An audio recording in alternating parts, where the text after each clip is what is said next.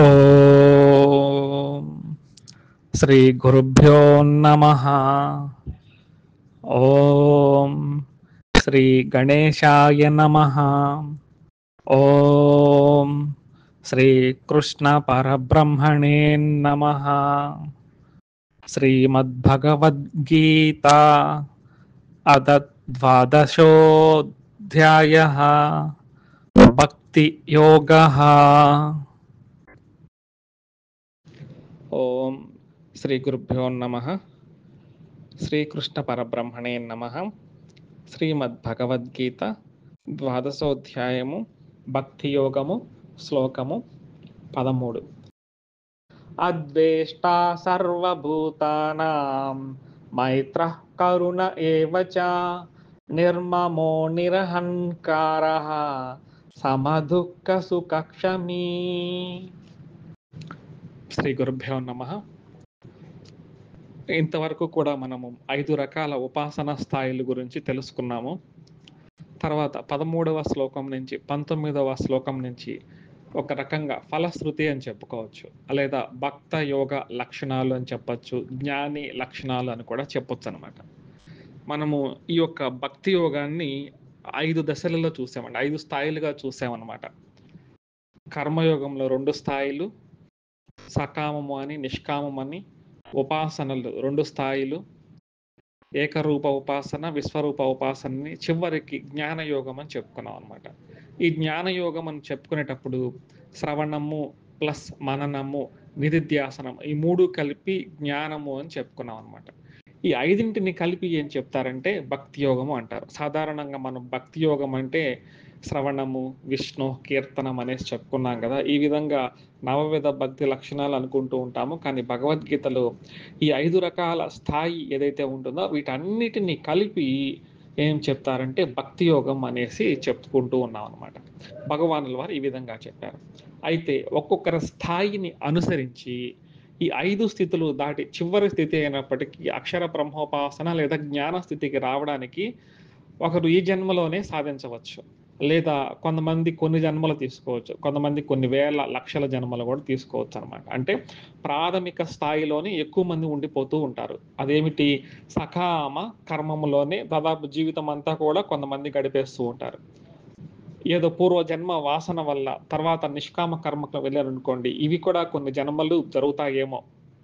దాని తర్వాత ఏకరూప ఉపాసనలోనే మనం ఉండిపోతారు. అలాగే విశ్వరూప ఉపాసన, చివరికి ఈ యొక్క నిర్గుణ బ్రహ్మోపాసన అంటే చివరి స్థాయికి రావడానికి వారి యొక్క స్థాయి అంటే వారు ఎంచుకున్న మార్గాన్ని అనుసరించి ఒకే జన్మలో ఉండొచ్చు. అంటే వారు చేసే సాధనను అనుసరించి ఒక జన్మలో ఉండొచ్చు, లేదా కొన్ని జన్మలు కూడా పట్టవచ్చు అనమాట. చివరి స్థాయి ఏంటంటే అహం బ్రహ్మాస్మి స్థాయి, అంటే నిర్గుణోపాసన అక్షర పరబ్రహ్మోపాసన. ఈ విధంగా ఏకరూపంలో ఏం చేస్తూ ఉంటాం అంటే భగవంతుడు ఒక దగ్గరే ఉంటారనుకుంటూ ఉంటాము, విశ్వరూపంలో విశ్వమంతా ఉంటారనుకున్నాము.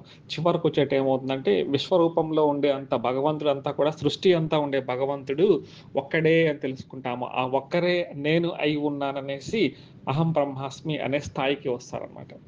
ఈ విధంగా జ్ఞానము పొందుతారనమాట. ఈ విధంగా జ్ఞానము పొందినప్పుడు ఇతన్ని ఏం చెప్తారంటే భక్తి యోగి అని చెప్తారు, ఇలా జ్ఞాన యోగి అని చెప్తారనమాట. ఇటువంటి స్థాయిలో ఉన్న వ్యక్తి గురించి భగవద్గీతలో పలుమార్లు చెప్పబడింది. ఉదాహరణగా 2వ అధ్యాయంలో స్థిత ప్రజ్ఞ లక్షణాలు అనేసి భగవానులు వారు చెప్పారు. అలాగే 6వ అధ్యాయంలో యోగి లక్షణాలు చెప్పబడ్డాయి. అలాగే 13వ అధ్యాయంలో జ్ఞాన లక్షణాలు అంటే క్షేత్రజ్ఞ లక్షణాలను, 14వ అధ్యాయంలో గుణాతీతుల లక్షణాలను, త్రిగుణాలను అతీతంగా ఉండే వ్యక్తి యొక్క లక్షణాలను చెప్పి ఇప్పుడు 12వ అధ్యాయంలో ఏం చెప్తున్నారంటే భక్త లక్షణాలు అని చెప్తున్నారు. ఇక్కడ జాగ్రత్తగా గుర్తుపెట్టుకోవాలి, భక్త లక్షణాలు అని ఏవి చెప్తున్నారంటే ఈ యొక్క స్థాయిలను దాటిపోయి 1, 2, 3, 4, 5 స్థాయిలు వీటన్నిటిని కలిపి దాటిపోయి చివరి స్థాయి ఏదైతే ఉంటుందో ఆ స్థాయికి చేరిన వ్యక్తి యొక్క పరిస్థితి ఏ విధంగా ఉంటుంది అని ఒక ఫలశ్రుతిలాగా అనమాట. ఈ విధంగా జ్ఞాని లక్షణాలను తెలుసుకోవడం ద్వారా ఒక సెల్ఫ్ చెకింగ్ లాగా పనికొస్తుంది. ఇప్పుడు నేను అహం బ్రహ్మాస్మి స్థితిలో ఉన్నానా లేదా తెలుసుకోవాలి అనుకుంటే కొన్ని ప్రమాణాలకు లోబడి ఉండాలి కదా! ఈ ప్రమాణాలకు లోబడి ఉంటే నువ్వు అహం బ్రహ్మాస్మి స్థితిలో అంటే నిజమైన భక్తుడివా, నిజమైన జ్ఞానివా అని భగవంతుల వారు సెల్ఫ్ చెకింగ్ చేసుకోవాలని చెప్తూ ఉన్నారనమాట. ఈ సందర్భంలో మనకు కొన్ని లక్షణాలను చెప్తూ ఉన్నారు. ఇవి మనకు అబ్బేయా లేదా అనేసి మనం సెల్ఫ్ చెకింగ్ మాదిరిగా చేసుకోవాలి. భగవంతుల వారు ఏం చెప్తున్నారంటే, బాబు నువ్వు పై స్థాయిలలో అన్నీ సాధించావు కదా! ఈ సాధించిన తర్వాత నువ్వు ఈ విధంగా ఉన్నావో లేవో చూసుకో. ఇలా ఉంటుంది. జ్ఞాని యొక్క లక్షణాలు, నిజమైన భక్తి యొక్క లక్షణాలు ఈ విధంగా ఉంటాయి. నువ్వు చెక్ చేసుకో అని ఉంటుంది. ఇక్కడ గుర్తుపెట్టుకోవాల్సింది ఏంటంటే, మనల్ని మనం చెక్ చేసుకోవాలి గానీ, ఎదుటి వారిలో ఈ విధంగా వారు ఉన్నారా లేదా అని కాదనమాట. ఎదుటి వారితో మనకు అవసరం లేదు. ముందు మనం ఉన్నామా లేదా అని సెల్ఫ్ చెకింగ్ వేసుకోవాలన్నమాట. ఉదాహరణగా మనం ఒక దేశం నుంచి ఇంకొక దేశానికి వెళ్ళాలి అనుకోండి. ఒక సెల్ఫ్ చెకింగ్ ఉంటుందన్నమాట. మొట్టమొదట మన దగ్గర పాస్‌పోర్ట్ ఉందా? దాని ముందు ఒక చెక్ మార్క్ వేసుకుంటాము. వీసా ఉందా? చెక్ మార్క్ వేసుకుంటాము. ఇంకా రకరకాల డాక్యుమెంట్స్ ఉన్నాయి. ఈ డాక్యుమెంట్స్ ఉన్నాయనేసి ఒక సెల్ఫ్ చెకింగ్ మాదిరిగా వేసుకుంటూ ఉంటాం. అదే విధంగా భగవంతుల వారు 5 స్థాయిల్లో ఉపాసన చెప్పినప్పుడు, ఈ 5 ఒక్కొక్క స్థాయి నుంచి చివరి స్థాయికి వెళ్ళినప్పుడు, ఈ స్థాయికిలోకి నువ్వు వచ్చున్నావా లేదా అని తెలుసుకోవాలనుకుంటే, ఇదో నేను కొన్ని లక్షణాలను ఇక్కడ చెప్తున్నాను. అవన్నీ ఒక్కొక్క దానికి నువ్వు చెక్ మార్క్ వేసుకుంటూ రా. ఇవన్నీ నువ్వు సాధించినట్టయితే నీకు ఈ జన్మలోనే మోక్షం అని భగవాన్ వారు చెప్తూ ఉన్నారు. ఇక్కడ మోక్షం అంటే గుర్తుపెట్టుకోవాలి. కొంతమంది భగవద్గీత చదివిన వెంటనే మోక్షం వస్తుంది. నాకు ఇప్పుడే మోక్షం వద్దండి. నాకు భార్య లేదా భర్త, పిల్లలు, సంసారం ఇదంతా ఉంది. ఇప్పుడే భగవద్గీత చదివేస్తే నాకు వెంటనే మోక్షం వచ్చేస్తే నేను చనిపోతానేమో అనేసి కొంతమంది భయపడుతూ ఉంటారు. మోక్షం అంటే అది కాదండి. జీవన్ముక్తి అని చెప్తారు. మోక్షానికి సరైన నిర్వచనము జీవన్ముక్తి. అంటే బ్రతికి ఉండగానే మనము ఈ క్షణములో ఎలా ఉన్నామో బ్రతికి ఉండగానే పొందేదాన్ని జీవన్ముక్తి మోక్షము అంటారు. అంటే వెంటనే చనిపోతే వెళ్ళిపోయి ఏదో లోకానికి వెళ్ళిపోతాం. మోక్షం అంటే ఏదో లోకానికి వెళ్ళిపోతాం అని కాదు. ఏ లోకాలకు తిరిగి పుడతామని భగవానులు ఎవరు భగవద్గీతలోనే చెప్పారనమాట. అయితే ముక్తి అనేది ఇంకొకటి చెప్పుకున్నాం అనమాట. క్రమముక్తి వేరేదనమాట. ఇప్పుడు జీవన్ముక్తి గురించి ఇక్కడ చెప్తూ ఉన్నారు భగవంతుల వారు. జీవన్ముక్తి అంటే బ్రతికి ఉండవాన్ని మోక్షాన్ని పొందుతాము. అలా మోక్షాన్ని పొందుతున్నావంటే నీకు కొన్ని లక్షణాలు కలిగి ఉండాలి. ఆ లక్షణాలు ఏంటో సెల్ఫ్ చెకింగ్ చేసుకో అనేసి భగవంతుల వారు చెప్తూ ఉన్నారనమాట. ఇది సెల్ఫ్ చెకింగ్ మాత్రమే అని గుర్తుపెట్టుకోవాలి. ఇతరుల దగ్గర ఇవన్నీ లక్షణాలు ఉన్నాయా అనేసి మనం చెకింగ్ చేసుకోవడానికి కాదనమాట. ఇది గుర్తుపెట్టుకోవాలి. భక్త లక్షణములలో లేదా జ్ఞాన లక్షణములలో మొట్టమొదటి అంశము అద్వేష్ట సర్వభూతానాం. అంటే జ్ఞాని అనేవారు ఎవరైతే ఉంటారో, అంటే భక్తి యోగంలో చెప్పబడిన అతి ఉత్తమమైన స్థాయి ఆ జ్ఞాన రూప స్థితికి, అహం బ్రహ్మాస్మి స్థితికి ఎవరైతే వెళ్ళి ఉంటారో వారికి సంబంధించిన మొట్టమొదటి లక్షణము ఎలా ఉంటుందో ఒక సెల్ఫ్ చెకింగ్ మాదిరిగా చేసుకున్నట్లయితే భగవానుల వారు ఏం చెప్తున్నారంటే అద్వేష్ట సర్వభూతానం. సర్వభూతములు అన్ని భూతముల ఎందును ద్వేషము లేకుండా కలిగి ఉండడము, ద్వేషము లేకుండా ఉండడాన్ని అద్వేష్ట సర్వభూతానాం అనేసి అంటారు. ఇప్పుడు అహం బ్రహ్మాస్మి స్థితిలోకి వెళ్ళిన వారికి ఎలా ఉంటుంది? ఈ విశ్వమంతా ఏదైతే ఉన్నారో పరమాత్మ, ఆ పరమాత్మ ఎక్కడున్నారంటే నాలో ఉన్నారు అనేసి జ్ఞానాన్ని తెలుసుకొని ఉంటారు. తర్వాత నాలో ఉండే ఈ పరమాత్మ సకల జీవులలోనూ ఉంటారు అని తెలుసుకుంటారు. మనకు భగవద్గీతలో శ్లోకం కూడా ఉంది కదా! విద్య వినయ సంపన్నే అనేసి శ్లోకం ఉంది కదా! బ్రాహ్మణే గవిహస్తిని సునిచైవ స్వపాకే చ పండితాః సమదర్శినః. అంటే సమాజంలో ఉండే రకరకాల విషయాలను తీసుకొని వీటన్నిటిలో కూడా సమభావం ఉంటారనేసి గీతలో కూడా చెప్పబడింది. ఇది అనేక మార్లు కూడా గీతలో కనిపిస్తూ ఉంటుంది. అదే విషయాన్ని భగవానుల వారు మరలా ఇక్కడ చెప్తూ ఉన్నారు. అద్వేష్ట సర్వభూతానం అంటే నీలో ఆ పరమాత్మను దర్శించిన తర్వాత ఎదుటివారిలో కూడా అదే పరమాత్మ ఉన్నారు అని దర్శించిన తర్వాత నువ్వు వేరు వారు వేరు కాదు అని తెలుసుకున్న తర్వాత ద్వేషించడానికి రెండవ వస్తువు లేదు అని తెలుసుకున్న తర్వాత ఎవరిని ద్వేషిస్తాము? ఇప్పుడు ఏకమేవాద్వితీయం ఉండేది ఏకమే అని తెలుసుకున్నప్పుడు ద్వితీయము లేదు అనుకున్నప్పుడు ద్వితీయము ఉంటేనే కదా ద్వేషము. ద్వితీయమే లేదు, ద్వితీయమే లేనప్పుడు ఎవరిని ద్వేషించాలి? ఉండేదంతా నేనే కదా! సమస్తము నేనే ఉన్నప్పుడు ఎవరిని ద్వేషించాలి? ఇది జ్ఞాని స్థితి అన్నమాట. ఇది చక్కగా గుర్తుపెట్టుకోవాలన్నమాట. అంటే ఉండేది ఆ పరబ్రహ్మ స్వరూపము ఒక్కటే అని ఎవరైతే ఆ జ్ఞానంలో కలిగి ఉంటారో అటువంటి వారికి ఇంకొకరిని ద్వేషించాల్సిన అవసరమే లేదు. ఉదాహరణగా మనం ఏదైనా తింటూ ఉన్నాము అనుకోండి. ఆ తినేటప్పుడు పొరపాటున నాలుక పళ్ళ సందున పడిపోవడం అనేది మనం చూస్తూ ఉంటాము. ఇప్పుడు ఇలా పడిపోయినప్పుడు నాలుకకి బాధ కలుగుతూ ఉంటుంది. అప్పుడు ఈ పళ్ళని మనము ఏదైనా సుత్తి తీసుకొని మొత్తము పగలగొట్టేస్తామా? చూడండి నాకు నాలుకకి ఈ విధంగా బాధ కలిగించిందని. ఎందుకు కలిగించము అంటే ఇది మనదే గదా! మన పళ్ళే, మన నాలుకే అని మనకు తెలుసు గాబట్టి, ఆ యొక్క పళ్ళకి ఎటువంటి ఇబ్బంది కూడా మనము కలిగించమనమాట. ఒక్కొక్కసారి మనం కొన్ని పనులు చేసుకునేటప్పుడు మన వేలు మన కంటిని పొడుచుకోవడము పలుమార్లు మనకు అనుభవమే అనమాట. తెలియకుండానే జరుగుతూ ఉంటుంది. ఇంత మాత్రం చేత నా కన్నుకి బాధ కలిగిందని జెప్పి మన చేతి వేళ్ళను ఒక కత్తి తీసుకొని నరికేస్తామా? కాదు గదా! ఇది నా శరీరమే అని మనం భావించినప్పుడు మన శరీర అంగాల మీద మనకు ద్వేషభావము ఉండదు కదా! అదే విధంగా సృష్టి అంతా కూడా ఉండేది ఆ పరబ్రహ్మ చైతన్యమే. నేనే నాలో ఉండే ఆత్మ సృష్టి అంతా ఉందని తెలుసుకున్నప్పుడు, ద్వితీయమే లేనప్పుడు, ఇప్పుడు ఈ ద్వేషం అనేది ఎక్కడి నుంచి వస్తుంది? కాబట్టి ఈ విషయాన్ని మొట్టమొదటి విషయాన్ని భగవంతుల వారు "నువ్వు ఈ స్థితిలో ఉన్నావా? విశ్వమంతా ఉండే స్థితి ఒకే ఒక స్థితి ఉందని నువ్వు ఆ స్థితిలో ఉన్నావా? ఉంటే నీకు ద్వేషం ఉండదు. ఒకసారి ఇది చెక్ చేసుకోమని" చెప్తూ ఉన్నారనమాట. అయితే ఇక్కడ ఒక సమస్య వస్తూ ఉంటుందనమాట. ఇప్పుడు దీన్ని ఎలా అర్థం చేసుకోవాలి? అయితే ఒక్కొక్కసారి ఏంటంటే, మనం ఆ స్థితిలో లేనప్పుడు ఈ శ్లోకాన్ని ఏ విధంగా అర్థం చేసుకోవాలి? మనకు రకరకాల అవస్థలున్నాయన్నమాట. గృహస్థాశ్రమం ఒకటి, సన్యాసాశ్రమం ఒకటి. బ్రహ్మచర్యాశ్రమం, వానప్రస్థాశ్రమం అవి వేరే. బ్రహ్మచర్యాశ్రమంలో మనం చదువుకుంటాము. వానప్రస్థాశ్రమం ఏందంటే సన్యాసాశ్రమానికి ముందు ఉండే అవస్థ. ముఖ్యంగా గృహస్థాశ్రమము, ఈ యొక్క సన్యాసాశ్రమం అన్నమాట. ఇప్పుడు మనం సత్ ప్లస్ న్యాసం అంటే సత్యము ప్లస్ న్యాసం అంటే ఆ సత్యముతో ఉండడాన్ని ఏం చెప్తారంటే సన్యాసం అని చెప్తారు. సన్యాసం అంటే అన్నీ వదిలిపెట్టడం అని కాదు. సత్యముతో న్యాసము. అయితే గృహస్థుకి కొన్ని ధర్మాలుంటాయన్నమాట. ఆ ధర్మాలలో ఒకటి అనుకోండి. ఉదాహరణగా ఒక వ్యక్తి బోర్డర్‌లో ఉన్నాడండి. సైనిక పని చేస్తూ ఉంటాడు. అంటే సోల్జర్‌గా ఉంటారు. ఇతని దగ్గరికి భగవద్గీతను తీసుకువెళ్ళి అద్వేష్ట సర్వభూతానాం అని చెప్పారనుకోండి. బాబు నీ ఎదురుక అవతల సైన్యంలో ఎవరైతే ఉన్నారో అతను కూడా పరబ్రహ్మ స్వరూపమే. అతన్ని నువ్వు ద్వేషించవద్దు. పొయ్యి అక్కడికి వెళ్లి షేక్ హ్యాండ్ ఇవ్వు. ఆలింగనం చేసుకో అని చెప్పారనుకోండి. ఇతడు ఆ పని ఇతని దగ్గర ఆయుధాన్ని పక్కన పెట్టి అక్కడికి వెళ్ళాలని చూస్తే అతనేం చేస్తాడు? వెంటనే తన దగ్గర ఉన్న ఆయుధంతో ఇతన్ని సంహరిస్తాడనమాట. కాబట్టి సందర్భోచితంగా ఉండాలనమాట. నువ్వు ఏ స్థితిలో ఉన్నావని తెలుసుకోవాలనమాట. ఇప్పుడు ఎవరు విశ్వామిత్ర మహర్షి గారు బ్రహ్మర్షి స్థితిలోనే ఉన్నారనమాట. బ్రహ్మర్షి స్థితిలో ఉన్నప్పటికీ తను ధర్మాచరణ కోసము ఒక యజ్ఞాన్ని చేయాలని సంకల్పించారు. ఈ యజ్ఞానికి అంటే ఆ ధర్మానికి భంగము కలిగించాలి అనేసి మారీచ, సుబాహులనే రాక్షసులు ఏం చేస్తూ ఉన్నారు? అనేక తమ వికృత చేష్టలతో ఆ యజ్ఞానికి భంగం కలిగిస్తూ ఉన్నారు. ఇప్పుడు ఆయన బ్రహ్మర్షి స్థితిలో ఉన్నారు కదా! రాక్షసులు కూడా పరబ్రహ్మ స్థితే కదా! మనం ఒకటే కదా! అనేసి ఆలింగనం చేసుకొని, బాబు మీరు చేసేది మంచి పనే అని అన్నారా? లేదు కదా! అర్హత కలిగిన వారు. ఎవరు? రాజు దగ్గరికి వెళ్లారు. ఎవరు? దశరథ మహారాజు దగ్గరికి వెళ్లి, శ్రీరాముల వారిని నాతో పంపించండి.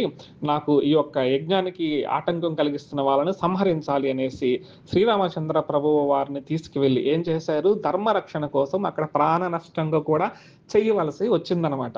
కాబట్టి సందర్భాన్ని మనం చెప్పుకోవాలి. ధర్మానికి హాని కలిగేటప్పుడు ప్రాణ నష్టము ఖచ్చితంగా జరుగుతుంది. అసలు భగవంతుల వారే భగవద్గీతలో ఎందుకు అవతరిస్తున్నానని చెప్పారు? ఎప్పుడైతే ధర్మానికి హాని కలుగుతూ ఉంటుందో, ఆ ధర్మాన్ని నిలబెట్టేందుకు, ఎప్పుడైతే మంచి వారికి ఎవరైనా దుర్మార్గులు శిక్ష వేస్తూ ఉంటే, అటువంటి వాళ్ళని సంహరించేదానికి నేను అవతారం తీసుకుంటూ ఉన్నాను భగవంతుల వారు చెప్పినప్పుడు, అద్వేష్ట సర్వభూతాన మంత్రాన్ని పట్టుకున్నారనుకోండి, అర్థమే లేదు కదా! అలాగే నువ్వు గృహస్థాశ్రమంలో ఉన్నావు. శ్రేయాన్ స్వధర్మో విగుణః పరధర్మో భయావహః అని భగవంతుల వారు 10 సందర్భాల్లో ఇదే విషయాన్ని చెప్పడం జరిగిందనమాట. ఇప్పుడు మనం గృహస్థాశ్రమంలో ఉన్నప్పుడు మన ధర్మాన్ని మనం నెరవేర్చకుండా ఒక శత్రువు వచ్చి మన ఇంట్లో వాళ్ళకి హాని చేయాలని చూస్తున్నాడు. ఇప్పుడు అతనికి మనం ఆలింగనం చేసుకొని బాబు నీలో కూడా పరబ్రహ్మమే ఉన్నారు అని అన్నామనుకోండి. అతను ఏం చేస్తాడంటే దుర్మార్గుడు కాబట్టి అతడు ఆ స్థితిలో లేడు కాబట్టి మన కుటుంబానికి హాని చేస్తాడు. అప్పుడు మనం ఏం చేయాలి?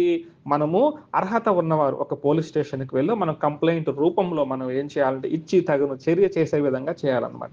కాబట్టి సందర్భోచితంగా ఇటువంటి పనులను మనము చక్కగా చేయవలసి ఉంటుందన్నమాట. అలాగే మనం భాగవతంలో ఒక విషయం ఉంటుందనమాట. మామూలుగా ఏం చెప్తుంది? సత్యమునే నువ్వు మాట్లాడవలెను అనేసి చెప్తూ ఉంటుందనమాట. సత్యమునే నువ్వు మాట్లాడాలనేసి మనకు ధర్మశాస్త్రాలే చెప్తాయి. కానీ వామన అవతార ఘట్టంలో చూడండి శుక్రాచార్యుల వారు బలి చక్రవర్తికి ఒక అద్భుతమైన శ్లోకం పోతన భాగవతంలో ఉంటుంది. వారిజాక్షులయందు వైవాహికములయందు ప్రాణ విత్తమాన భంగములయందు చకిత గోకులాగ్ర జన్మరక్షణమందు బొంకవచ్చు నగము పొందనదిపా అని శుక్రాచార్యులు వారు చెప్తారు. ఇప్పుడు బలిచక్రవర్తి వారిజాక్షల యందు ఆడవారి విషయంలో ఆడవారికి ఎప్పుడైనా ఆపద తలపెడుతూ ఉన్నారనుకోండి ఎవరన్నా, అటువంటి విషయంలో అబద్ధం చెప్పైనా కూడా వాళ్ళని రక్షించాలంట. పెళ్ళికి సంబంధించి ఏదన్నా పెళ్లిలో ఇబ్బందిగా ఉంది, వరుడికో, వధువుకో పెళ్లి కావడం లేదు. ఏదో ఒక అబద్ధం చెప్పి ఆ సందర్భంలో వివాహం చేయించాలి. ఇందులో నుంచి వచ్చిందే. 100 అబద్ధాలు చెప్పైనా కూడా ఒక పెళ్లి చేయాలనేసి సామెత ఎక్కడి నుంచి వచ్చిందంటే ఈ యొక్క పద్యంలో నుంచే వచ్చిందనమాట. అలాగే ప్రాణహాని ఎవరికైనా జరుగుతూ ఉన్నప్పుడు అక్కడ అబద్ధం చెప్పొచ్చంట. ఒక వ్యక్తి ధనాన్ని దొంగలు అపహరించుకునే ప్రయత్నం చేస్తున్నారు. ఆ సందర్భంలో అబద్ధం చెప్పొచ్చంట. అలాగే ఒక పెద్ద మనిషి ఉంటాడు. గౌరవానికి భంగం కలుగుతూ ఉంటుంది. అటువంటి పరిస్థితుల్లో చెప్పొచ్చంట. గోవులను రక్షించే క్రమంలో కూడా తగు చర్యలు తీసుకునే క్రమంలో అబద్ధాలు చెప్పొచ్చంట. విప్రులను రక్షించే క్రమంలో ఈ విధంగా కొన్ని ఎగ్జామ్షన్స్ ఉన్నాయనేసి శుక్రాచార్యుల వారు ఆ యొక్క బలి చక్రవర్తికి చెప్పినట్టు మనకు అక్కడ శ్లోకంలో అద్భుతమైన శ్లోకం అన్నమాట ఇది. అంటే పద్యము వారు యాక్షులయందు వైవాహికములయందు ప్రాణవిత్తమానములయందు జగిత గోకులాగ్ర జన్మ రక్షణమందు బొంకవచ్చునగము పొందవైప అనేసి భాగవతంలో అద్భుతమైన శ్లోకం అన్నమాట. కాబట్టి సందర్భాన్ని బట్టి మనము అర్థం చేసుకుంటూ పోవాలి. మనం ఎలా ఉన్నాం, గృహస్థాశ్రమంలో ఉన్నామా, కంప్లీట్ గా మనము పూర్తిగా జ్ఞాన లక్షణంలో ఉన్నామా అనేసి మనం చక్కగా చూసుకోవాలి. ఇప్పుడు మనం పూజించే భగవంతుల వారు చూడండి, రాములు వారికి కోదండం ఉంది. మనం ఆరాధించే భగవంతుల వారికి ఒక ఆయుధం ఉంది. సరే, శ్రీకృష్ణ భగవానుల వారిని చేసి ఒక సుదర్శన చక్రం ఉంది. సరే, పరమశివుల వారి దగ్గరికి వెళ్దాము, ఆయనకు పెద్ద శూలం ఉంది. అమ్మవారి దగ్గరికి వెళ్దాము, అమ్మవారి దగ్గర లేని ఆయుధాలే లేవు. ఏ దేవుడి దగ్గరికి వెళ్ళినా కూడా ఆయుధాలు ఎందుకు? భగవంతుల వారందరూ ఆయుధాలు వదిలేసి చక్కగా ఉండొచ్చు కదా. ఆయుధాలు ఎందుకు? అక్కడ ఏం చూపిస్తుందంటే ధర్మ రక్షణ ముఖ్యము. ధర్మ రక్షణ చేసే క్రమంలో ఖచ్చితంగా ప్రాణహాని జరగవలసి వస్తే ఖచ్చితంగా ప్రాణహాని జరిగే తీరుతుంది. భగవంతులు వారు ఏం చెప్పారంటే మనకు 4 రకాలు చెప్పారనమాట. చివరిది సామధాన దండోభేద, అలా చివరిది ఏంటి? దండము. ముందు సామము. కృష్ణుల వారు ఏం చేశారు? మంచిగా చెప్పి చూశారు, కుదరలేదు. బెదిరించి చూశారు, అలా కుదరలేదు. చివరికి తప్పలేదు, యుద్ధం చేయాల్సి వచ్చింది. రాములు వారు కూడా రావణాసురుడు వారిని వెంటనే చంపలేదు. తన యొక్క దూతలను ముందుగా పంపించారు, హెచ్చరించారు. పంపించినప్పటికీ రావణాసురుడు వారు వినలేదు. తర్వాత యుద్ధం జరిగింది, దండించాల్సి వచ్చింది. అలాగే మన శరీరంలో ఏమైందంటే చిన్న పుండు లేసింది అనమాట. మనం ఏం చేసామంటే మొట్టమొదటిగా డాక్టర్ గారిని సంప్రదించాము, ఆ పుండుకు మందేసాము, చక్కగా మానలేదు. అది ఇంకా పెరుగుతోంది, ఇంకా పెరిగిపోయింది. అప్పుడు ఏమైందంటే డాక్టర్ గారు, బాబు ఏమైందంటే నీ యొక్క కాలి వేలు బాగా పోయింది, ఈ కాలి వేలును తీయకపోతే నీ శరీరం మొత్తం పాకిపోతుంది, నీ కాలు మొత్తం తీసేయాల్సి వస్తుంది, ఇప్పుడే జాగ్రత్త పడు బాబు, నీ వేలును తీసేస్తానంటే మనం తీయించుకుంటాము. లేదండి నా వేలును తీసేస్తే ఎలాగండి? అలాగే ఉంచుకున్నాం అనుకోండి ఏమవుతుంది? శరీరం మొత్తం పాకిపోతుంది, ఒకే రోజు నువ్వు మరణిస్తావు అనమాట. కాబట్టి అధర్మ పరుడు ఎక్కడైతే ఉంటాడో, అధర్మ పరుడు సమాజానికి ఆటంకం. కాబట్టి అధర్మ పరుడిని ఏదైనా అతను మనకు ఎదురుపడినప్పుడు దానికి తగ్గట్టుగా మనం చర్య తీసుకోవాలి. అంటే పోలీసు వాళ్ళకి చెప్పడము, లేదా రాజులు ఉంటే రాజులు ఆ కాలంలో ఏదో ఒకటి చర్య తీసుకోవాలన్నమాట. కాబట్టి అద్వేష్ట సర్వభూతానాం అని ఇక్కడ ఎవరికి చెప్పబడిందో అది జాగ్రత్తగా గుర్తుపెట్టుకోవాలి. మనము అనేక స్థాయిలను దాటుకుంటూ ఎప్పుడైతే పరబ్రహ్మ స్థితిలోకి వెళ్ళిపోయామో, అంటే సృష్టి అంతా కూడా నేనే ఉన్నానని తెలుసుకున్నామో, ఆ స్థితిలో ద్వేషింపదగిన వారు ఎవరు ఉండరు అని తెలుసుకుంటామో, ఆ స్థితిలో నీకు ఈ లక్షణం ఉందా లేదా అని చెక్ చేసుకోమన్నారు. అదే విధంగా పరబ్రహ్మ స్థితిలోకి వెళ్ళిన, అంటే బ్రహ్మర్షి స్థితిలోకి వెళ్ళిన ఈ యొక్క విశ్వామిత్రుల వారు కూడా ధర్మ రక్షణార్థము కూడా హింస చేయవలసి వచ్చిందనమాట. కాబట్టి ఈ విషయాన్ని చక్కగా గుర్తుపెట్టుకోవాలి. అహింసో పరమో ధర్మ కాదు, ధర్మహింస తదైవచ అని కూడా ఉంటుందని గుర్తుపెట్టుకోవాలి. కాబట్టి సందర్భానుసారంగా ఏది ముఖ్యము అనేది తెలుసుకోవాలి. ఇప్పుడు పరబ్రహ్మ తత్వాన్ని చూసిన మనకు సమాజంలోనే అనేక మంది స్వామీజీలు కూడా కోర్టు కేసుల్లో తిరుగుతూ ఉంటారు. వారికి మనం ఏమనుకుంటామంటే వీరికి కూడా ఆశ ఉందా ఈ యొక్క ఆస్తిపాస్తుల మీద అనుకుంటాం. కాదు, వారు తమ ధర్మం ప్రకారము న్యాయపరంగా ఎటువంటి పోరాటం జరగాలో ఆ పోరాటం చేస్తూ ఉంటారనమాట.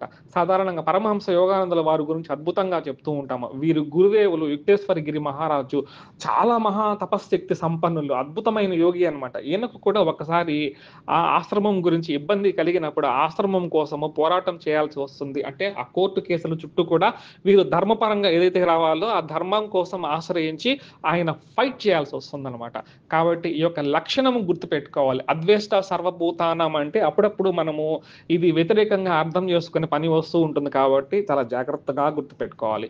ఈ శ్లోకం ఎవరికి చెప్పబడిందంటే 5వ స్థాయికి వెళ్ళిపోయి సృష్టి అంతా వచ్చేసింది, ఎక్కడో ఉన్నారు వారి గురించి మాత్రమే చెప్పబడిందని గుర్తుపెట్టుకోవాలన్నమాట. అంటే ఫస్ట్ సెల్ఫ్ చెకింగ్, అద్వేష్ట సర్వభూతానం కరెక్ట్ గా ఉందా లేదో చూసుకోవాలి. సరైన అర్థ ప్రకారం కూడా వెళ్ళాలి. రెండవ లక్షణము పరిశీలించినట్లయితే మైత్రః. మైత్రః అంటే ఇది పరిశీలించి చూసినప్పుడు సాధారణమైన మనుషులకి స్నేహితులు కొంతమంది మాత్రమే ఉంటారు. అది ఒకరు ఉండొచ్చు, ఇద్దరు ఉండొచ్చు, ముగ్గురు ఉండొచ్చు, లేదా 10 మంది ఉండొచ్చు. వీరి యందు మనకు ఒక ప్రత్యేకమైన భావం ఉంటుందన్నమాట, ప్రేమ భావము. అంటే మిగతా వారి యందు ద్వేష భావము ఉంటుందని కాదు, వారి యందు ఉదాసీన భావం ఉంటుందన్నమాట. అంటే స్నేహ భావము కొంతమందికే ఉంటుంది. ఇది సాధారణమైన మానవులకి. అలా కాకుండా జ్ఞానికి ఏముంటుందంటే అందరూ కూడా స్నేహితుల మాదిరిగానే ఉంటారు. ఎందుకు ఉంటారు అని పరిశీలించినట్లయితే, నాలో ఉండే పరబ్రహ్మ ఏదైతే ఉంటుందో అందరిలో ఉండే పరబ్రహ్మ కూడా వారే అని జ్ఞానంలో ఇప్పుడు ఉన్నారు కదా! అంటే ఐదో స్థాయిలో ఉన్నారు కాబట్టి, సృష్టి అంతా కూడా ఒకే విధంగా కనిపిస్తుంది కాబట్టి, ఇప్పుడు ప్రస్తుతానికి భౌతికంగా కనిపించే వాళ్ళందరినీ కూడా స్నేహ భావంతోనే ఈ జ్ఞాని చూస్తూ ఉంటారనమాట. మనకు 5దో అధ్యాయం 29వ శ్లోకాన్ని ఒకసారి పరిశీలిస్తే, భోక్తారం యజ్ఞ తపసాం సర్వలోక మహేశ్వరం సుహృదం సర్వభూతానాం జ్ఞాత్వా మాం శాంతి మృచ్చతి. ఇక్కడ శాంతిని ఎలా పొందాలో ఇంకొక ఉపాయం గురించి చెప్తూ ఉన్నారు. సుహృదం సర్వభూతానాం అని చెప్పారు. అంటే సర్వభూతముల ఎడల నీవు స్నేహ భావాన్ని కలిగి ఉండాలి. అంటే జ్ఞాని లక్షణం ఎలా ఉంటుందని ఇక్కడ చెప్తున్నారు. సర్వభూతాల యందు ఎలా ఉంటారు? స్నేహ భావంతో ఉంటారు అనేసి చెప్తున్నారనమాట. ఇప్పుడు సందర్భం వచ్చింది కాబట్టి భర్తృహరి గారి నీతి శతకంలో ఒక చక్కని మాట చెప్పబడింది. ఇది పనికి వస్తుందనేసి నేను ఇక్కడ టైప్ చేసి కూడా పెట్టడం జరిగిందనమాట. అంటే స్నేహితుడు, నిజమైన స్నేహితుడు ఎలా ఉంటాడు? అతని లక్షణాలు ఏంటి? మనం ఎటువంటి స్నేహితులను ఎంచుకోవాలనేసి మనకు చక్కగా కూడా ఒక సెల్ఫ్ చెకింగ్ మాదిరిగా పనికొస్తుంది. నిజమైన మిత్రుడు ఎలా ఉంటారని భర్తృహరి గారు మనకి ఎప్పుడో చెప్పారు. పాపా నివారయతి, యోజయతే హితాయ, గుహ్యం నిగుహూతి, గుణాన్ ప్రకటిరోతి, ఆపద్గతం చ న జహాతి దదాతి కాలే, సన్మిత్ర లక్షణమిదం ప్రవదంతి సంతః. ఇందులో మొట్టమొదటి లక్షణాన్ని మనం పరిశీలించినట్లయితే పాపాత్ నివారయతి అని చెప్తున్నారు. చాలా ముఖ్యమైన లక్షణం ఇది. ఏంటంటే మనం ఏదైనా తెలుసో తెలియకో పాపములు అంటే తప్పుడు పనులు చేయాలి అని సంకల్పించుకున్నప్పుడు నిజమైన మిత్రుడు ఏం చేస్తాడంటే ఆ పాపాన్ని జరగనీయకుండా మనకు మంచి సలహాలు ఇచ్చి, ఆ పాపం నుంచి బయటపడేసి కాపాడతాడనమాట. అంటే ఒక నిజమైన మిత్రుడికి మనలో ఎటువంటి లోపాలు ఉన్నాయి, బలహీనతలు ఉన్నాయి తెలుసు కాబట్టి, ఆ సందర్భం వచ్చినప్పుడు ఆ పాపపు పని చేయనీయకుండా పాపాత్ నివారయతే అంటే అందులో నుంచి బయట వేస్తాడు. ఇలా బయట వేసేవాడే నిజమైన మిత్రుడు అనమాట. సాధారణంగా లోకంలో పరిశీలించినట్లయితే ఒక వ్యక్తి మంచి నియమ నిష్టలతో ఏదో సాధన చేస్తూ ఉంటాడు, భక్తి మార్గంలో ఉంటాడు. ఏదో ఒక తన స్నేహితులు ఒక పార్టీకి పిలిచారనుకుందాము. పార్టీలో సడన్‌గా ఏదో మద్యపానం ప్రవేశపెట్టారు. ఇతను సాధన చేసుకుంటున్నాడు కాబట్టి మనసులో అటువంటి ఆలోచన ఏమీ ఉండదు. ఏం చేస్తాడంటే, "బాబు నేను వేరే మార్గంలో ఉన్నాను. నాకొద్దు బాబు" అంటారు. నిజమైన స్నేహితుడు ఎలా ఉంటాడంటే, ఇది తప్పు అని చెప్పాలి. కొంతమంది ప్రస్తుత సమాజంలో ఎలా ఉంటారు, "అరే! ఒక్కరోజే ఏమైందిరా? ఒక్క చుక్క నువ్వు మద్యపానం సేవిస్తే కొంపలేమైనా అంటుకుపోతాయా" అనేసారు. అప్పుడు మనలో బలహీనత ఎప్పుడో ఇంతకు ముందెప్పుడో ఉన్న వాసన విజృంభిస్తుంది. మన దీక్ష ఏమవుతుందంటే భంగం అయిపోతుందనమాట. ఇటువంటి వాళ్ళు మిత్రులు కారు. అంటే ఈ ఒక్కసారికే ఇలా తప్పు చేసేస్తే ఏమైపోతుంది? ఏం కాదులే కొంపలు మునిగిపోతాయి అని చెప్తారు. వాళ్ళు స్నేహితులు కాదు.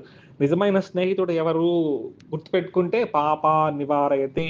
మనము బలహీనమైన క్షణంలో కూడా పాపాలు చేయబోతూ ఉంటే మన బలహీనమైన లక్షణాలు తెలుసుకున్న స్నేహితుడు ఇందులో నుంచి కాపాడుతాడు. అలాగే యోజయతే హితాయ, ఎప్పుడు కూడా హితాయ మన హితమును మాత్రమే కోరుతూ ఉంటాడు. అటువంటి వాడే నిజమైన స్నేహితుడు.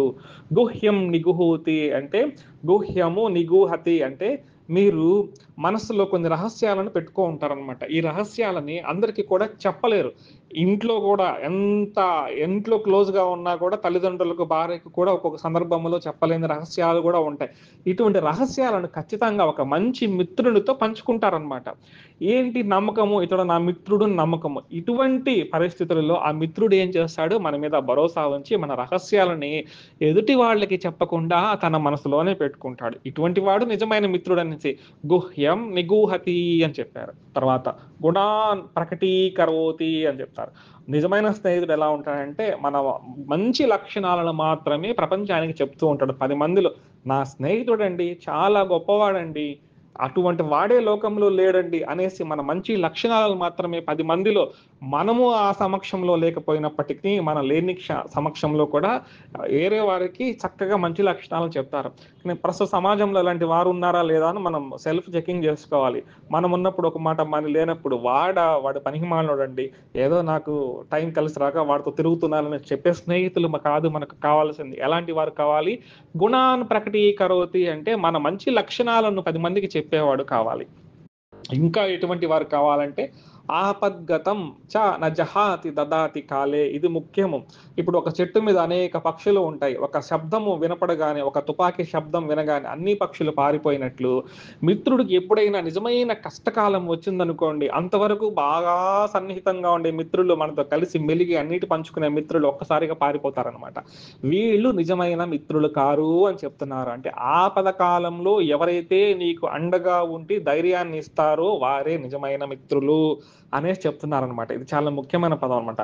అండగా ఉంటారంటే ధన సహాయమే చేయవలసిన అక్కర్లేదు. నిజంగా ఒక మిత్రుడికి కష్టం వచ్చింది, ప్రార్థన కూడా చేయవచ్చు భగవంతుల వారిని. ఏదో ఒక రూపంలో, ఒక మాట రూపంలో, ఏదో ఒక రూపంలో నువ్వు సహాయం చేయొచ్చనమాట. కాబట్టి ఆపద్గతం చ జహాతి దదాతి కాలే అంటే ఆపద వచ్చినప్పుడు పారిపోయే మిత్రులు మనకు వద్దు, ఆపదలో కూడా దగ్గర ఉండాలి అనేసి మనకు చక్కగా చెప్పబడిందనమాట.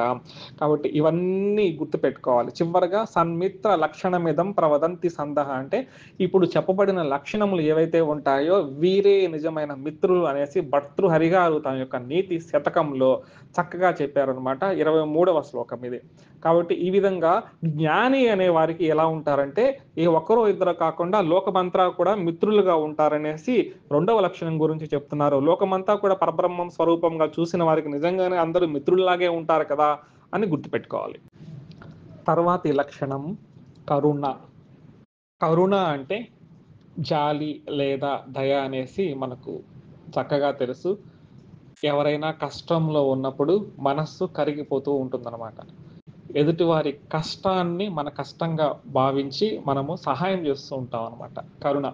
ఇంతకుముందు మైత్రి అనేది సమానమైన లక్షణాలతో ఉంటుంది. కరుణ అనేది ఇప్పుడు ఎవరైనా దీనజనులు ఉంటారో వారి యందు జనించే దానిని ఏమని చెప్తారంటే కరుణ అని చెప్తారు.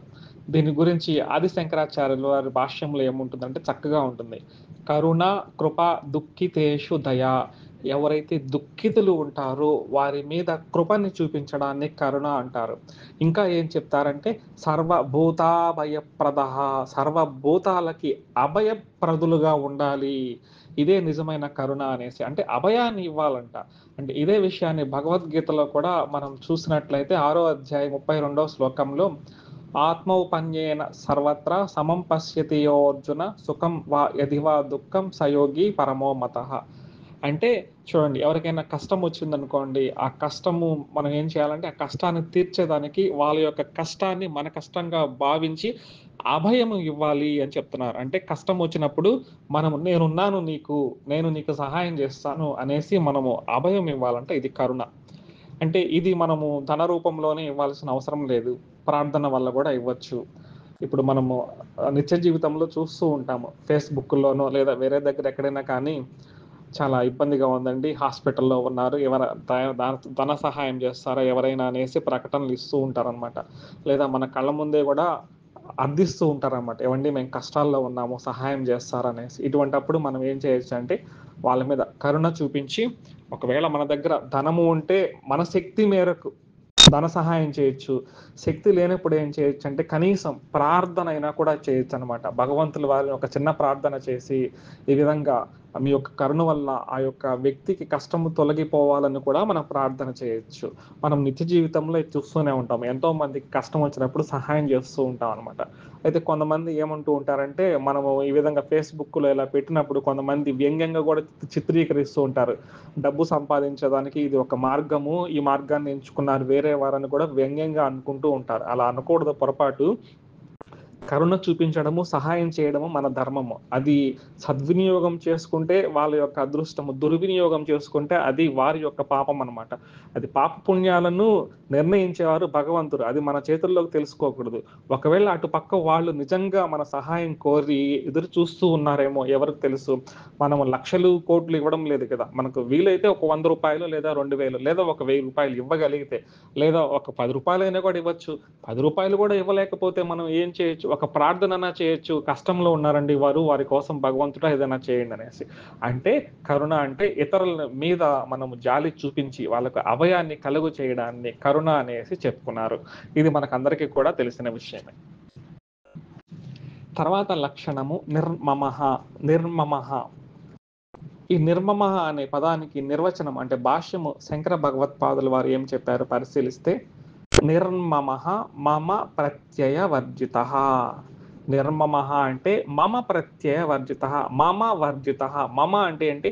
నాది, నాది, నాది అని ఎవరైతే పట్టుకొని ఉంటారో, ఆ నాది అనేది నాది కాదు, నాది అనేది లేదు అని ఎవరైతే ఉంటారో వారే నిర్మములు అనేసి భగవత్పాదుల వారు చెప్పారన్నమాట. అంటే నాది అంటే అది మమకారము. నాది అని పట్టుకుంటే అది మమకారము. ఇది చాలా ప్రమాదం అనేసి భగవంతుల వారు హెచ్చరిస్తూ ఉన్నారన్నమాట. అంటే ఇది నాది అని గట్టిగా పట్టుకున్నామంటే, నాది కానిది ఇంకా ఏదో ఉంది అని అర్థం కదా! ఇది చక్కగా అర్థం చేసుకోవాలి. నాది అని ఒకదానిని పట్టుకుంటే, నాది కానిది ఇంకొకటి ఏదో ఉంది అని కదా! నాది కానిది ఇంకొకటి ఏదో ఉంది అంటే, ఇప్పుడు భక్తి జ్ఞాని ఏ స్థితిలో ఉన్నాడు? అహం బ్రహ్మాస్మి స్థితిలో ఉన్నప్పుడు, ఇప్పుడు ఈ విధంగా నాది, నాది అనే మమకారాన్ని పట్టుకుంటే, ద్వైత భావనలోకొచ్చేసారు కదా! ద్వైతము అంటే ఇంకొకటి ఉంది అని. ద్వైత భావనలో ఎప్పుడైతే నువ్వు ఉన్నావంటే, నువ్వు జ్ఞానివి కాదు అనేసి అర్థం అనమాట. కాబట్టి ఈ విషయంలో చాలా మంది కూడా ఈ యొక్క పొరపాట్లు పడిపోతూ ఉంటారనమాట. సన్యాసించిన వారు కూడా ఇది నాది, నా ఆశ్రమము నాది, ఇది నాది అనేసి ఒక ఉన్నత స్థాయికి వచ్చిన వాళ్ళు కూడా ఈ యొక్క మమకారంలో పడిపోతూ ఉంటారు. భగవానుల వారు ఏం హెచ్చరిస్తున్నారంటే, ఈ మమకారంలో పడిపోవద్దు అని హెచ్చరిస్తున్నారనమాట. మనకు చక్కగా ఒక మంచి అద్భుతమైన ఉదాహరణ ఉంటుందనమాట. సద్గురువులు మలయాళ స్వాముల వారి జీవిత చరిత్ర ఎవరన్నా చదివి ఉంటే అందులో ఉంటుందనమాట. వారు సర్వసంగ పరిత్యాగము చేసేస్తారనమాట. అందుకే అసంగానంద గౌతమ బుద్ధులు అనేసి వీరి పేరు చెప్తారు కొంతమంది. బిరుదు అనమాట వీరికి. మొత్తం వదిలేసి వారు ఏం చేస్తారంటే, ఒక కమండలాన్ని మాత్రం ఏం చేస్తారంటే, కమండలాన్ని తనతో ఉంచుకొని పర్యాటనం చేస్తూ ఉంటారు. రాష్ట్రమంతా, దేశమంతా కూడా పర్యాటన చేస్తూ ఉంటారు. అయితే ఆయన ధ్యానానికి కూర్చున్నప్పుడు ఏమవుతుందంటే, ఆయన దృష్టి ఆ కమండలం మీదే ఉంటుంది. నేను ధ్యానానికి కూర్చున్నప్పుడు ఈ కమండలము ఎవరన్నా తీసుకువెళ్ళిపోతారేమో అని మమకారము దాని మీద చక్కగా పెట్టుకోనున్నారు. దానివల్ల ఆయనకి సాధన అనేది ముందుకు సాగడం లేదు. అందుకు ఆయన ఏం చేశారంటే, ఇదో ఈ కమండలం కూడా నాది కాదు అని దాన్ని గంగలో వదిలేస్తారనమాట. అప్పుడు ఏమీ లేకుండా నిరాడంబరంగా ఉంటారనమాట. ఆ విధమైన త్యాగం. నాది మహానుభావులు నాది అనుకోరనమాట. చక్కగా ఇంకొకరు త్రైలింగ స్వామి వారి గురించి అద్భుతమైన కథనం ఉంటుందండి. వీరు వారణాసిలో ఆ గంగలో స్నానం చేస్తూ ఉంటారనమాట. గోచి కట్టుకో ఉంటారు. గోచి కట్టుకో అంటే ఆ యొక్క గంగ యొక్క అలల తాకిడికి ఏమవుతుందంటే ఆ గోచి అనేది ఊడిపోతూ ఉంటుందన్నమాట. ఆ గోచి ఊడిపోగానే ఇది గంగమ్మ గారు తీసుకెళ్ళిపోయారు. నాలో ఏదో మమకారం ఉండబట్టి ఇది నాకు నేర్పించారు అనేసి ఆ యొక్క త్రైలింగ స్వాముల వారు అప్పటి నుంచి ఆ గోచిగుడ్డ కూడా తీసేస్తారనమాట. అంటే దాని మీద కూడా మమకారం పోయి అద్భుతమైన యోగి త్రైలింగ స్వాముల వారు 300 సంవత్సరాలు జీవించారనమాట. కాబట్టి ఈ విధంగా నాది అని ఏదనుకోకుంటామో అది అనుకోకుండా త్యాగబుద్ధితో ఉండి ఇదంతా కూడా విశ్వమంతా నాది అనే భావన ఉండాలనమాట. ఇది నిర్మమ అంటే. తర్వాత లక్షణము నిరహంకార అంటే అహంకారము లేకపోవడము. ఎందుకు శంకర భగవత్పాదుల వారు భాష్యము చాలా సూక్ష్మంగా చెప్పారండి. అర్థం చేసుకోవడము చాలా ఆలోచిస్తే గాని కష్టం. ఏం చెప్పారంటే నిరహంకారః నిర్గత అహం ప్రత్యయః. అహం ప్రత్యయ. అహం అంటే నేను. నేను అనే జ్ఞానము ఉన్నవాడిని అహంకారుడు అంటారు. నేను అనే జ్ఞానం లేని వాడిని నిరహంకారుడు అంటారనమాట. ఈ నేను అనేది ఎవరో తెలుసుకోండి అని మనకు రమణ మహర్షుల వారు కూడా చెప్పారనమాట. సూక్ష్మంలో ఎంతో ఉంటుందన్నమాట. అహంకారము అనేది అనేక జన్మలకు కారణమవుతుంది. సాధారణంగా మనం అహంకారము అంటే వీడు అహంకార పూరితుడు అన్నారనుకోండి. అహంకారం మనం సాధారణంగా ఏం అర్థం చేసుకుంటామంటే ధనం వలన అహంకారం కలిగి ఉన్నాడు, లేదా తనకు ఉండే బలగం వలన అహంకారం కలిగి ఉన్నాడు, లేదా తనకు ఉండే చక్కని రూపం వలన అహంకారం కలిగి ఉన్నాడు అనుకుంటాము. శాస్త్రపరంగా అహంకారము అంటే ఇది కాదండి. మనకు చక్కగా మనకు శంకర భగవత్పాదుల వారు ఏం చెప్పారంటే, ఈ యొక్క అహంకార, మమకారాల గురించి ఒక శ్లోకం చెప్పబడిందండి. శరీర త్రయ అభిమానః అహంకారః. శరీరత్రయ అభిమానః అహంకారః. శరీర భిన్న విషయ అభిమానః మమకారః. ఇంతకుముందు చెప్పుకున్న మమకారం ఏందంటే, మన శరీరానికి భిన్నంగా ఉండే వస్తువులు నావి అనుకోవడం మమకారము. ఈ భావన లేకుండా ఉండడము నిర్మమకారము అనేసి చెప్పుకున్నాము. ఇప్పుడు అహంకారం అని పరిశీలించినట్లయితే శరీరత్రయ అభిమానః అహంకారః. చాలా ముఖ్యమైన పదమండి. ఈ శరీరత్రయం పరిశీలించినట్లయితే మనకు స్థూల శరీరము, మనకు కనులకు కనిపించే రక్త మాంసాలతో ఉండేది ఈ యొక్క స్థూల శరీరము 24 తత్వాలతో ఉంటుంది. అలాగే దీని లోపల ఒక సూక్ష్మ శరీరం ఉంటుంది. ఇది 19 తత్వాలతో ఉంటుంది. దాని లోపల కారణ శరీరం ఉంటుంది. ఇది 3 తత్వాలతో ఉంటుంది. ఈ 3 తత్వాలు ఏందంటే సత్వము, రజము, తమో గుణము. ఈ 3 తత్వాలతో ఇది ఉంటుందన్నమాట. ఈ మూడింటిని ఏం చెప్తారంటే శరీరత్రయము అంటారు. ఇంత క్రితము మనం ఒకసారి సృష్టి జరిగేటప్పుడు పరబ్రహ్మములో నుంచి సత్వగుణము, ఆ సత్వగుణంలో నుంచి మలినమైన గుణాలు 3 గుణాలు వచ్చాయని చెప్పుకున్నాము. సత్వము, రజస్సు, తమస్సు. ఈ 3 గుణాలలోంచి భూతాలలోంచి సమస్త సృష్టి జరిగిందని చెప్పుకున్నాం. అంటే ఈ త్రిగుణాలలో నుంచి విశ్వమంతా కూడా సృష్టి జరిగిందని చెప్పుకున్నాము. అంటే ఈ విశ్వ సృష్టికి కారణం ఏదైతే ఉంటుందో ఆ త్రిగుణాలు అని చెప్పుకున్నాము. ఆ త్రిగుణాలలోని ఒక అంశ మనలో ఉంటుందండి.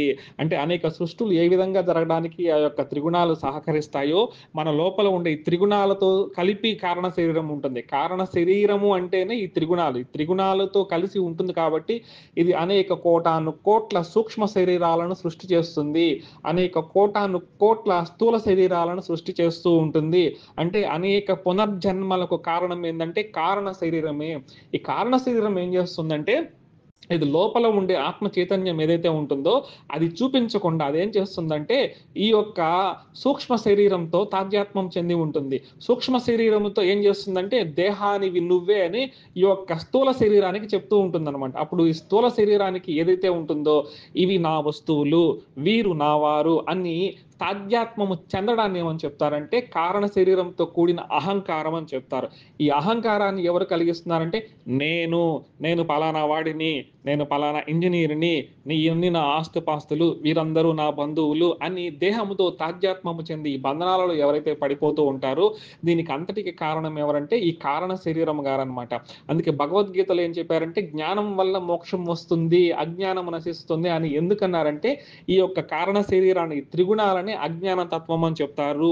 ఈ త్రిగుణాలు వెళ్ళిపోతే గాని లోపల ఉండే ఆత్మ చైతన్యాన్ని దర్శించలేము. అంటే ఇక్కడ ఏం చెప్పారు, శరీరత్రయ అభిమాన అహంకారం అన్నారు. ఇప్పుడు శరీరత్రయ అభిమానం పోవాలంటే స్థూల శరీర అభిమానం పోవాలి. దానికి సంబంధించిన సాధనలు చేయాలి. అవి భగవద్గీతలో ఉన్నాయి. లోపల సూక్ష్మ శరీర సాధనలు చేయాలి. ఆ అభిమానం పోగొట్టుకోవాలి. అందుకు సాధనలు భగవద్గీతలో ఉన్నాయి. ఇంకా లోపలికి వెళ్తే ఈ కారణ శరీరాన్ని పోగొట్టుకోవడం అంటే ఈ అహంకారాన్ని పోగొట్టుకోవడం చాలా కష్టం అనమాట. అనేక కోటాను కోట్ల జన్మలకు ఇదే కారణము.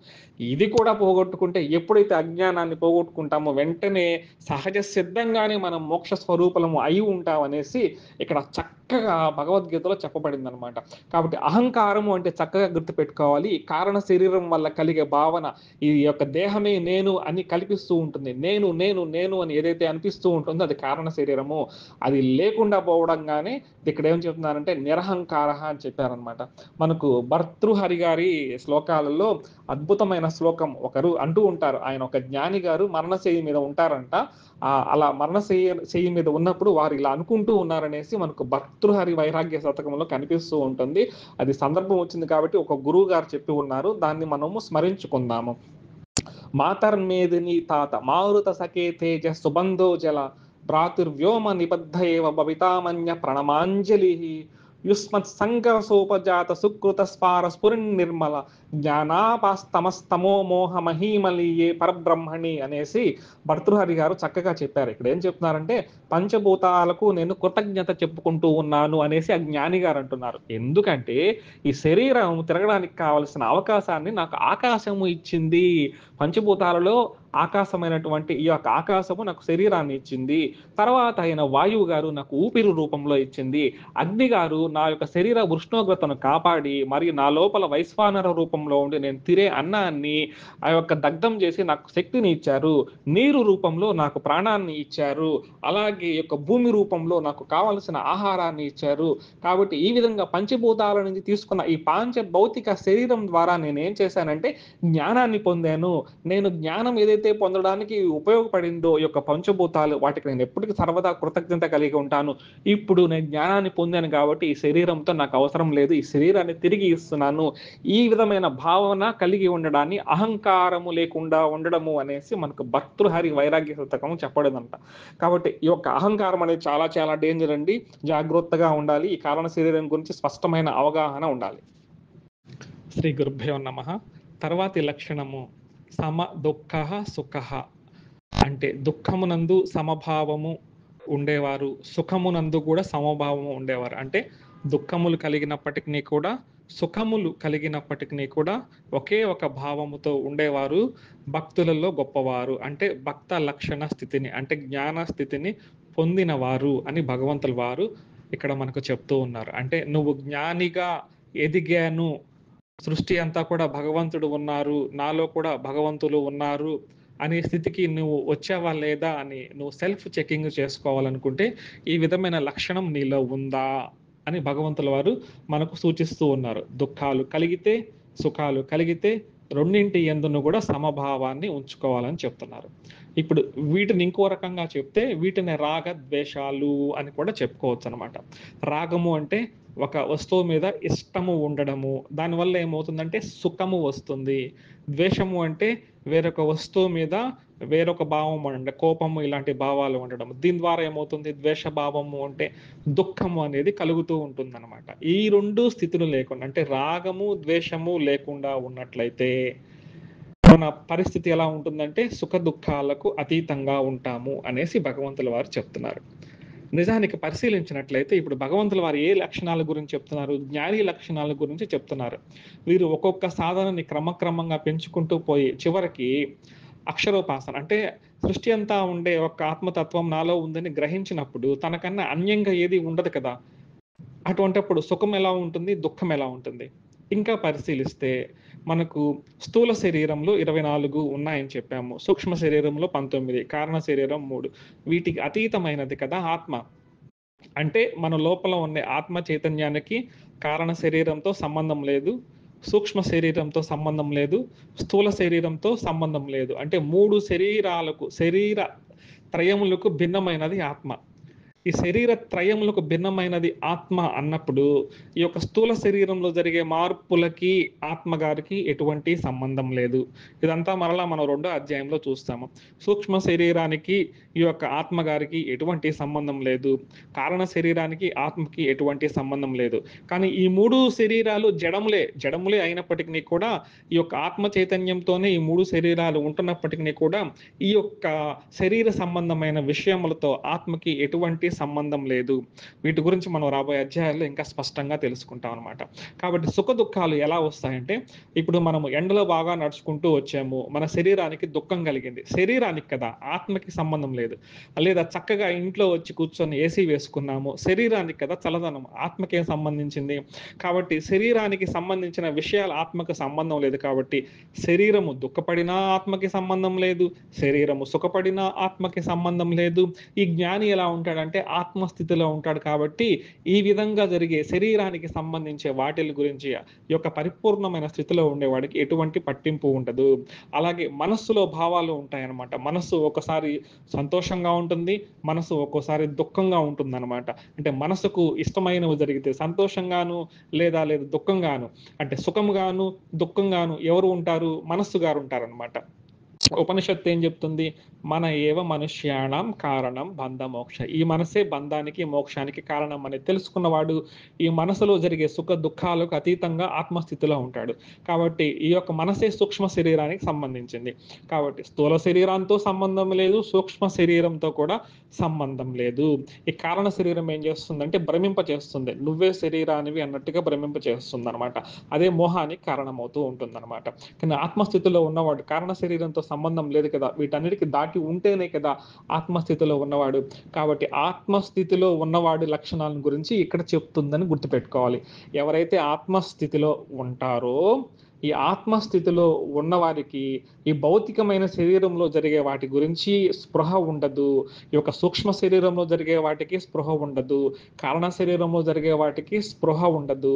దుఃఖములు లేకుండా, సుఖములు లేకుండా ద్వంద్వమైన స్థితిలో ఉంటారని గుర్తుపెట్టుకోవాలి. ఇది మనం కూడా చెకింగ్ చేసుకుంటూ ఉండాలన్నమాట. ఇప్పుడు నేను ఆత్మస్థితిలో ఉన్నానా లేదా? ఉన్నాను అంటే ఈ లక్షణాలను పరిశీలనగా చేసి చెప్పుకోవాలి. ఈ సుఖ దుఃఖాల గురించి భగవంతుల వారు ఎన్ని సార్లు చెప్పారో కదా, భగవద్గీతలో పలుమార్లు చెప్పడం జరిగిందనమాట.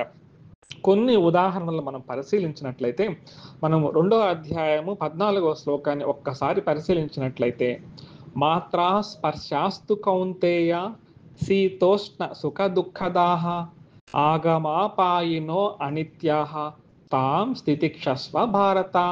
ఇక్కడ చూడండి, శీతోష్ణ సుఖ దుఃఖముల గురించి ఇక్కడ చెప్తూ ఉన్నారు.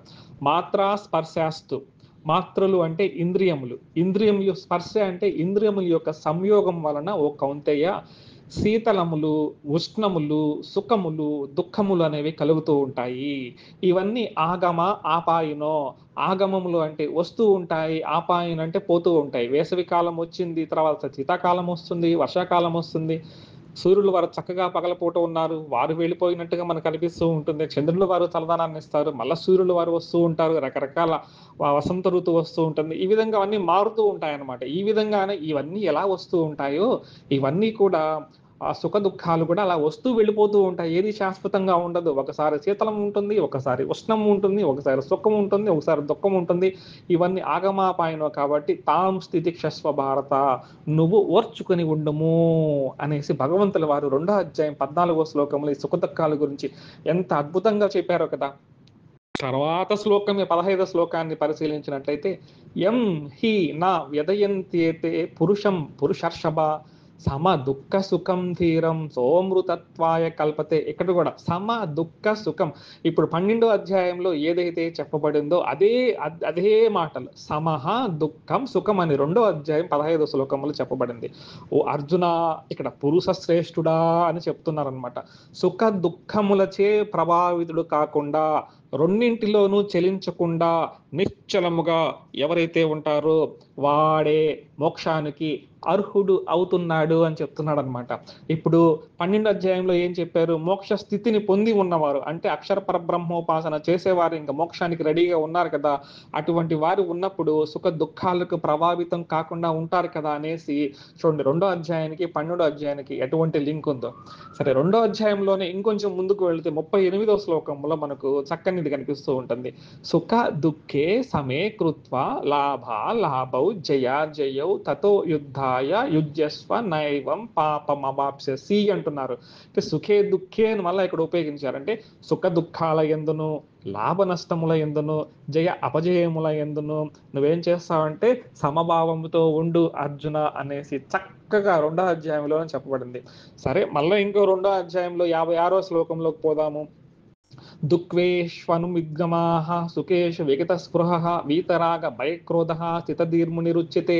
ఇక్కడ ఏం చెప్తున్నారు?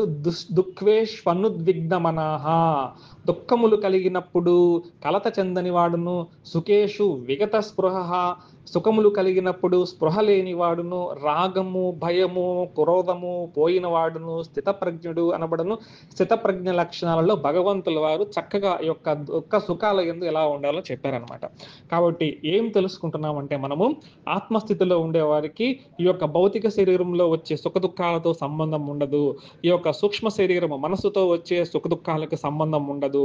కారణ శరీరంతో జరిగే సుఖ దుఃఖాలకు సంబంధం ఉండదు. కాబట్టి ఎప్పుడు కూడా వీటి అతీతమైన స్థితిలో మోక్ష స్థితిలో ఉంటాడు. కాబట్టి ఇవి పట్టించుకోడు అనేసి భగవంతుల వారు చక్కగా అనేక సందర్భాలలో చెప్పారనమాట. అయితే ఇక్కడ ఒక సమస్య, ఎలా అర్థం చేసుకోవాలి? ఆ సమస్య ఏంటంటే, ఇప్పుడు జ్ఞాని ఉంటాడు కదా, జ్ఞాని కూడా భౌతికమైన కర్మలు చేస్తూ ఉంటాడు. ఇప్పుడు జ్ఞాని ఎవరు? నేను అహం బ్రహ్మాస్మి అనే స్థితి పొంది ఉన్నవారు. అహం బ్రహ్మాస్మి స్థితి పొంది ఉన్నప్పటికీ కూడా జీవించే ఉంటాడు కదా. ఆ జ్ఞానుడు కూడా ఏం చేస్తాడంటే భౌతికమైన కర్మలు చేస్తూనే ఉంటాడు కదా. ఈ భౌతికమైన కర్మలు అంటే ఏంటి? శరీరంతో, భౌతిక శరీరంతో, స్థూల శరీరంతో కూడా కర్మలు చేస్తూ ఉంటాడు గదా! మనస్సుతో కూడా కర్మలు చేస్తూ ఉంటాడు గదా!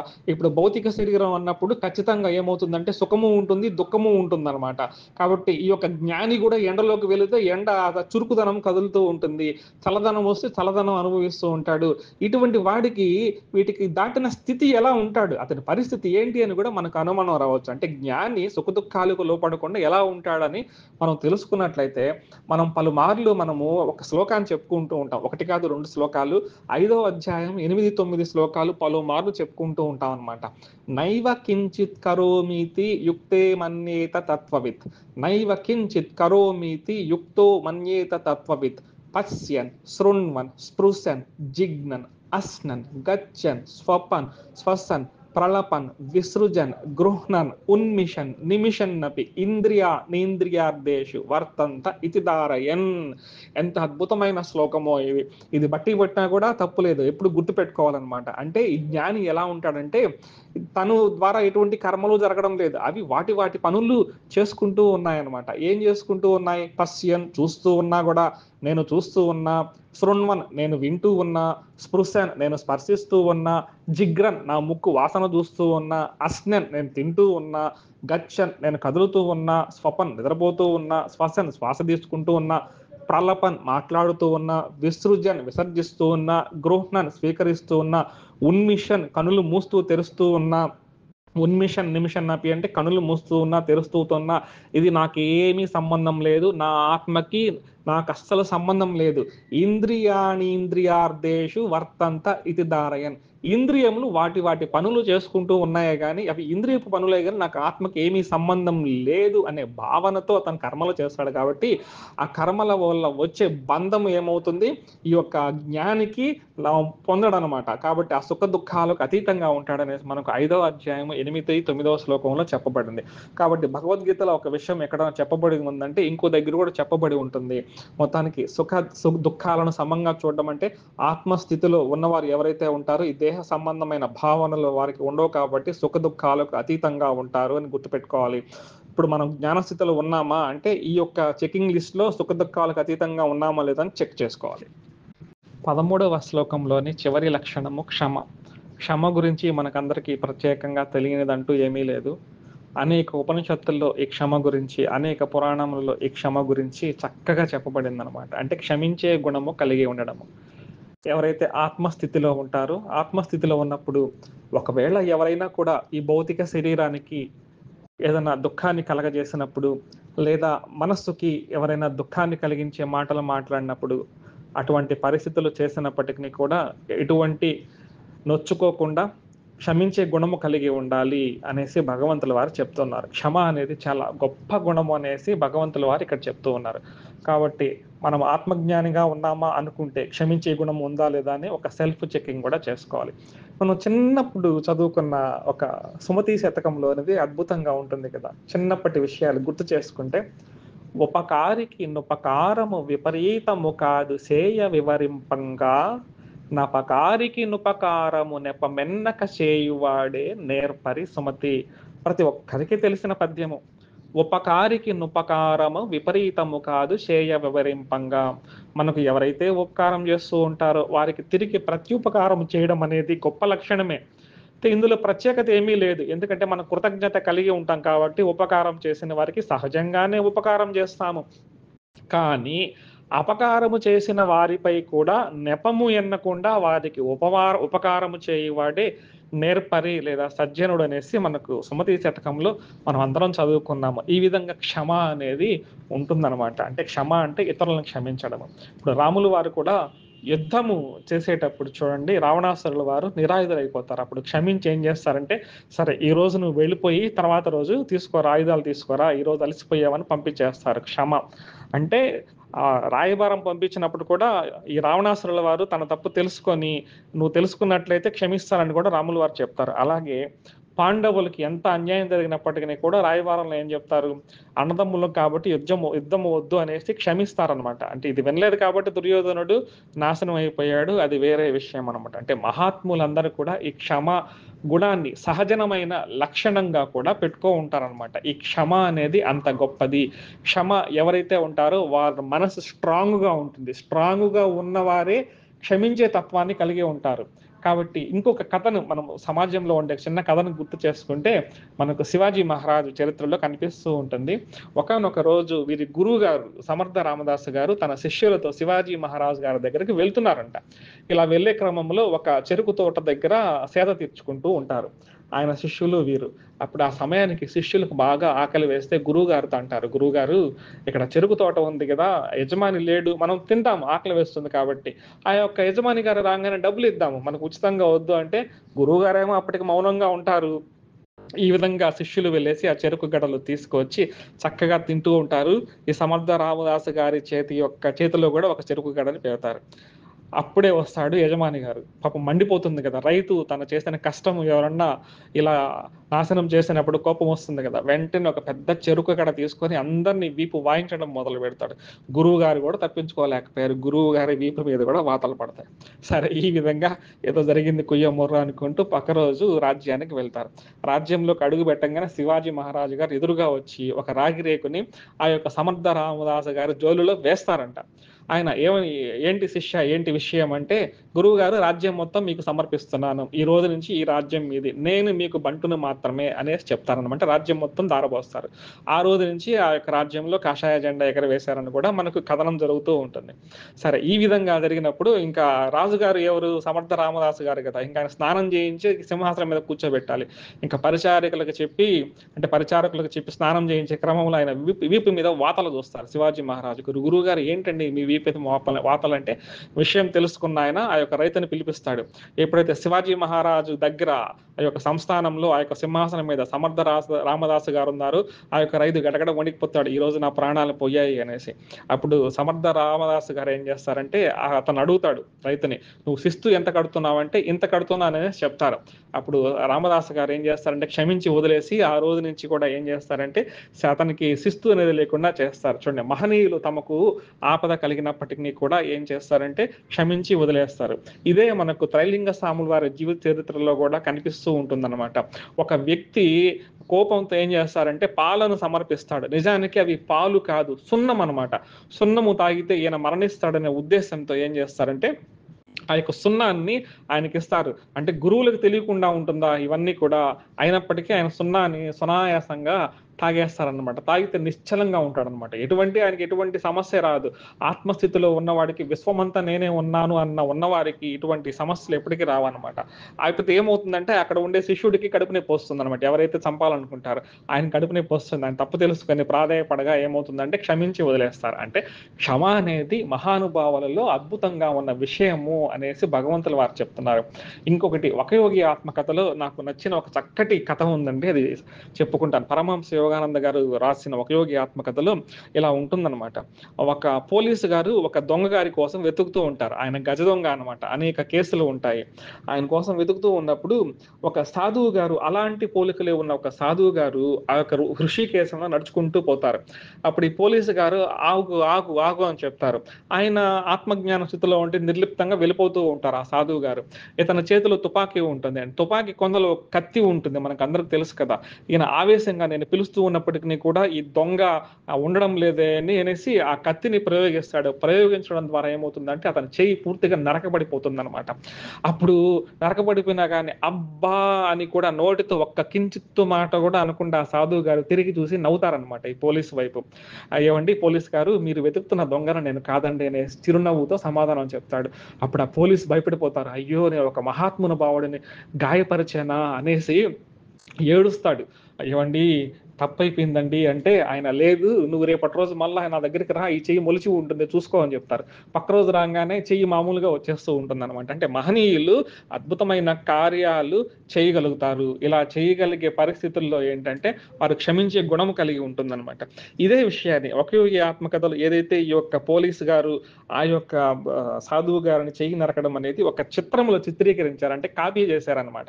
'ముత్యమంత ముద్దు' అనేసి ఇది యాక్చువల్‌గా 'థ్రిల్లర్' అనే ఒక నవల యండమూరి వీరేంద్రనాథ్ గారు రాశారు. తర్వాత ఇది సినిమాగా తీశారు.